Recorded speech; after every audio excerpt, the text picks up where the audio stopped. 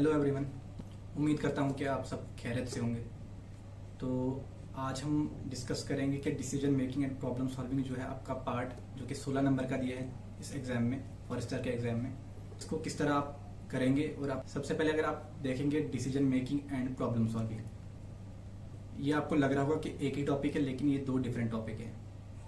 Decision making अलग है और प्रॉब्लम सॉल्विंग अलग है। जो प्रॉब्लम सॉल्विंग दिया है इसमें जो आपका रीजनिंग है वो आता है। अगर आपने रीजनिंग अच्छे से किया है और मैथ भी अच्छे से किया है तो आपका जो मेजर पोर्शन है यहाँ से हो जाएगा। अब मैक्सिमम लोगों को जो सिटी में है, जिन्होंने बहुत पढ़ा है अभी तक, उनको मालूम है कि किस तरह से करना है decision making and problem solving. लेकिन अभी जो गाँव में है उसको पता नहीं है कि किस तरह से करना है। यहाँ जिसने प्रिपरेशन अभी तक स्टार्ट ही नहीं की है, वो अभी प्रिपरेशन स्टार्ट कर रहा है, तो वो किस तरह से काउंटर करेगा। अब आप पेन और कॉपी उठा लो, अगर आप सीखना चाहते हो इस चीज़ को तो ये चीज़ें नोटिस कर लो। सबसे पहले एक चीज़ याद रखना डिसीजन मेकिंग में कि आप हमेशा एज ए सिविल सर्वेंट सोचोगे। आपने हमेशा लोगों के वेलफेयर के बारे में, लोगों के अच्छे के बारे में और लोगों की प्रोटेक्शन के बारे में सोचना है। दूसरी चीज़ आपको ये याद रखनी है कि आप एक ऑनेस्ट सिटीज़न हो। एक ऑनेस्ट सिटीज़न वो होता है जो लोगों के अच्छे और लोगों के भले के बारे में सोचता है।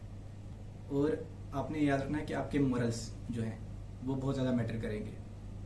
किसी भी सिचुएशन में सही क्या है और गलत क्या है। और एक और ख्याल ये रखना है कि जो भी आपको टास्क दिए जाएंगे वो टास्क जो है आपने कंप्लीट करने ही करने हैं। चाहे वो आपको फिर गवर्नमेंट की तरफ से कोई टास्क मिला हो या आप किसी कंपनी में हो, तो वहाँ पे भी अगर आपको टास्क मिलेगा तो वो आपने करना है। आपने डिसीजन मेकिंग में सबसे पहले आपके पास जो भी प्रॉब्लम दी होगी उस प्रॉब्लम को एनालाइज करना है कि प्रॉब्लम क्या है। और फिर आपने जो भी चॉइसेस दी होंगी उसमें वो चॉइस चूज करनी है जो सही होगी। एक स्कैनरियो में पढ़ूंगा तो आप इसका जवाब समझ के दोगे। As a civil servant you receive 2 projects. Project A will benefit a large number of people. Project B will slightly benefit a small group of people. तो आप कौन से वाले प्रोजेक्ट को ज़्यादा प्रायोरिटी दोगे, कौन से वाले प्रोजेक्ट पे आपको काम करना चाहिए। ऑप्शन आपके पास जैसे दिए हैं यहाँ पे कि only A, only B, both A and B या नन ऑफ द अबव। अब इस सिचुएशन में आप ये देखेंगे कि आप अगर एक सिविल सर्वेंट हैं तो आपने सोशल वेलफेयर देखना है। स्मॉल नंबर ऑफ पीपल को बेनिफिट करता है चाहे वो लार्ज नंबर ऑफ पीपल को बेनिफिट करता है। और यहाँ पे आपने ध्यान रखना है कि 2 प्रोजेक्ट दिए हैं, प्रोजेक्ट ए एंड बी।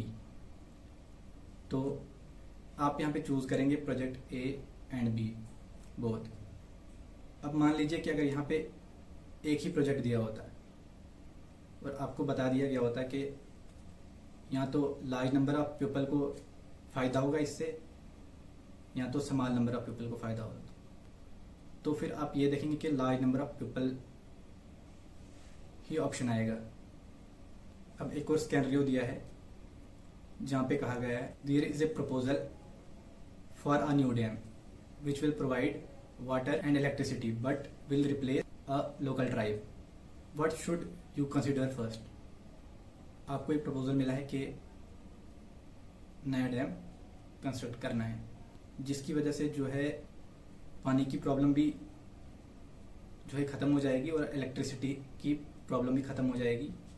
लेकिन अगर आपको ये प्रोजेक्ट इम्प्लीमेंट करना है तो आपने क्या करना है, वहाँ की जो लोकल ट्राइब है उसको डिस्प्लेस कर देना है।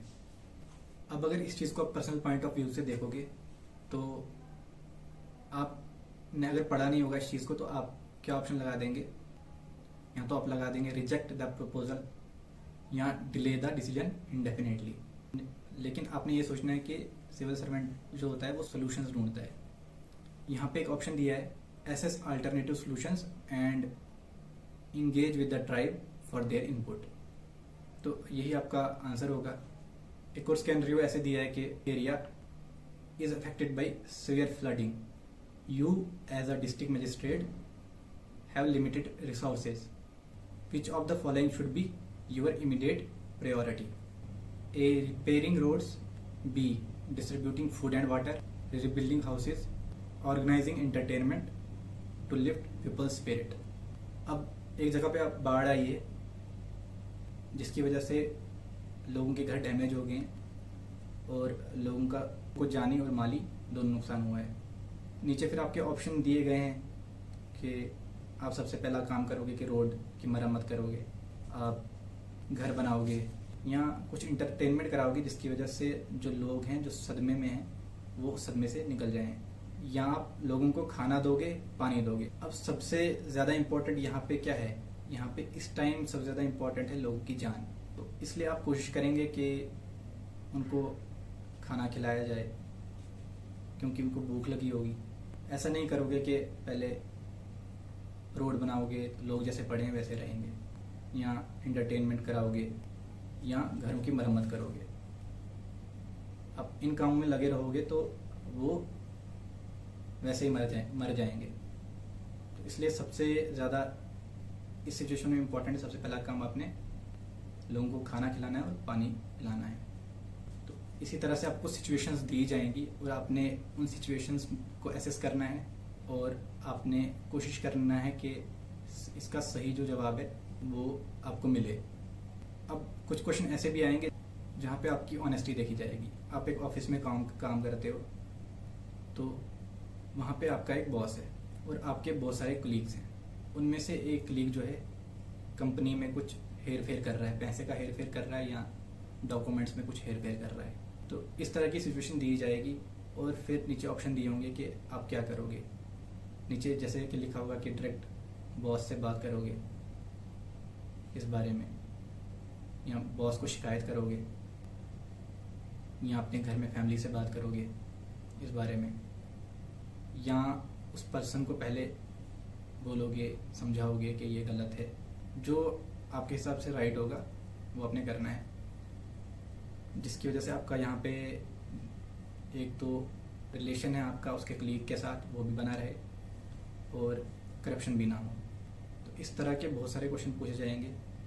आप तैयार रहें और प्रैक्टिस करते रहें इन क्वेश्चनों को। ये क्वेश्चंस आप कहाँ से डाउनलोड करेंगे? अब अगर आप विलेज में हो तो आपको ये कहाँ से मिलेगा?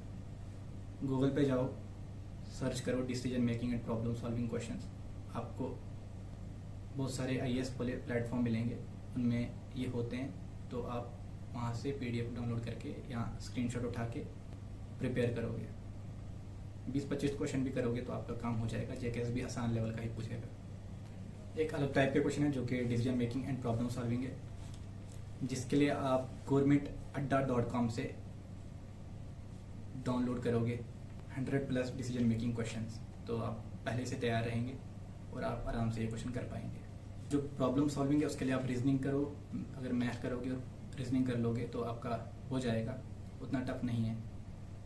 तो रीजनिंग के लिए कहा है मैंने आपसे कि किरन्स के SSC CGL के सॉल्व पेपर्स ले लो, या किसी भी तरह की रीजनिंग की बुक है आपके पास, या JKSB की कोई भी रीजनिंग की बुक मिल जाएगी तो आप उससे प्रिपेयर कर सकते हो। तो इसके साथ दुआओं में याद रखना। बाय।